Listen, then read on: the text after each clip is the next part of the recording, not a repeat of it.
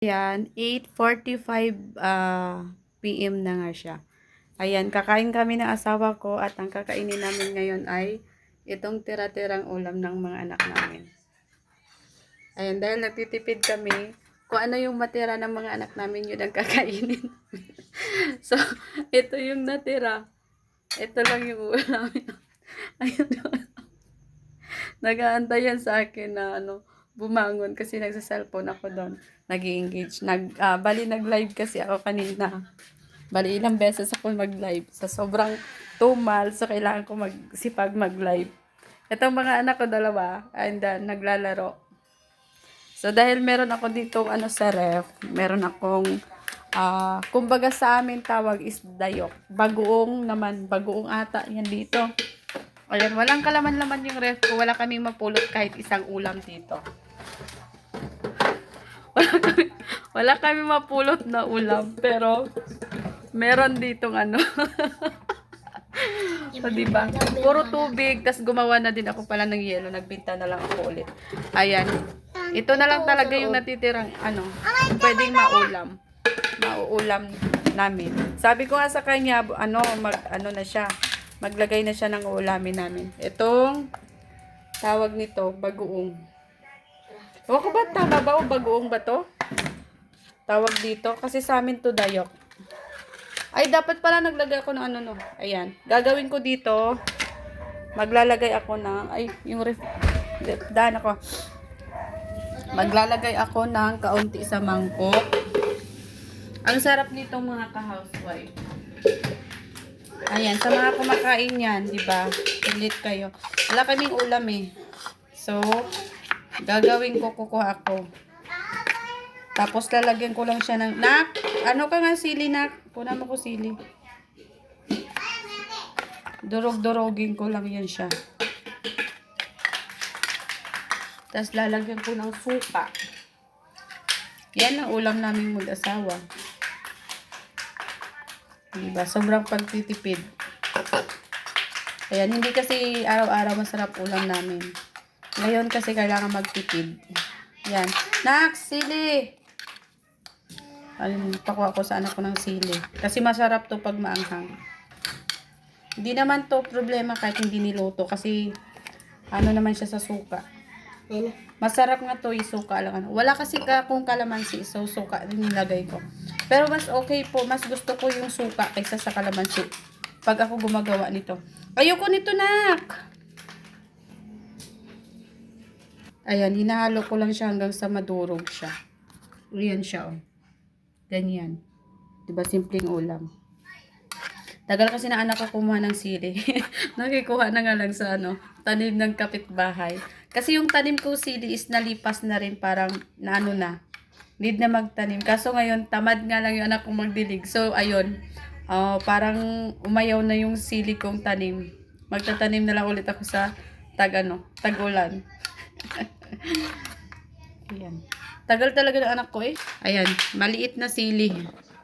Maliit lang to pero ang anghang nito. Gupitin ko. Isa lang ilagay ko nakaraan kasi naglagay ako ng 2 ata yun. Ay nako, hirap.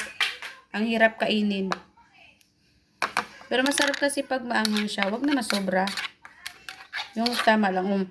Yung amoy ng sili. Ang anghang. Busy pa rin yung aking partner ng cellphone.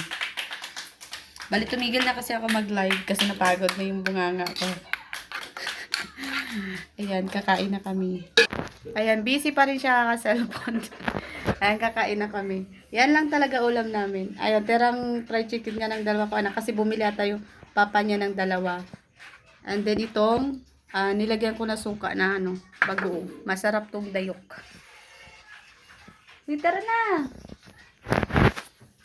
Ayan, simpleng hapunan na dahil ginabi na nga eh.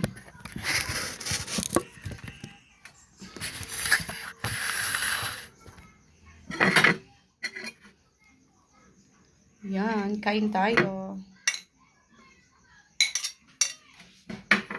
Tapos, lagyan ko nito. Sarap nito.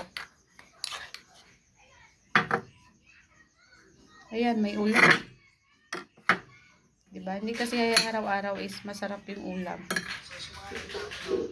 kadalasan talaga is simple lang. Kasi nga, nagagawa tayo ng video.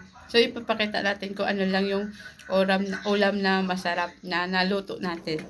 Pero yung halos araw-araw, hindi natin napapakita. Ayan, bukas, ulam naman ng anak ko is itlog. Bumili kasi ako kagabi ng kalahating tray. Yun yung ulam niya araw-araw, itlog. Sa'yo, sa gabi ano ulam mo? Itlog, kasama hotdog. I like. Hindi. Harap ginamit to, blurred yan. Madilim.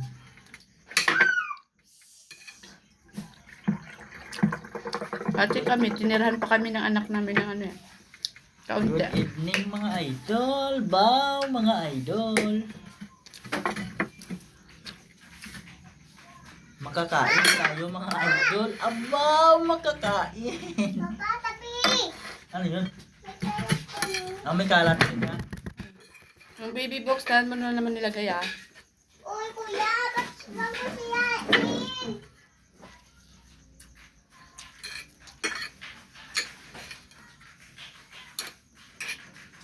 Kasi kanina umaga nga ulam namin.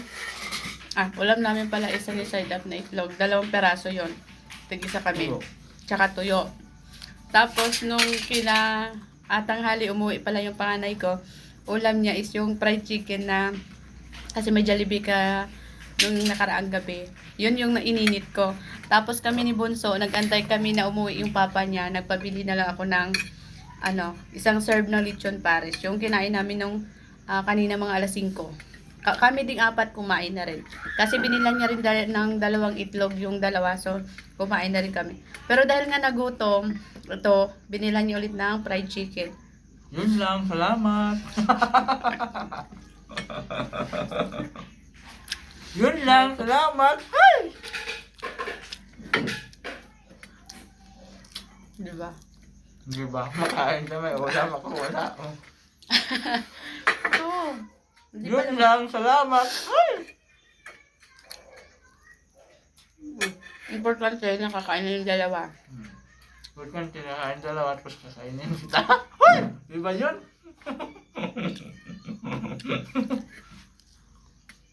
Ayan, kain na kami. Yun lang, salamat. So, matutulog tayong busog kahit simpleng ulam lang yung ulam namin ngayon. Simpleng ulam pero masarap.